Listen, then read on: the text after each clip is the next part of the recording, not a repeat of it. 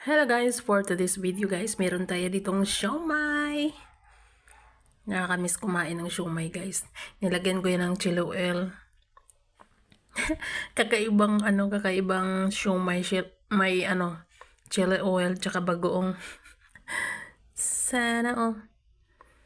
Thank you sa nagbigay. Thank you sa naglebre. Yan, inuwi ko pa talaga dito sa bahay. Thank you, Sisi, sa palibre. Siomai with bagoong.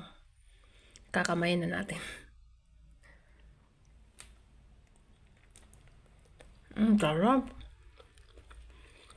Kasi ang dami kong chili garlic oil niya.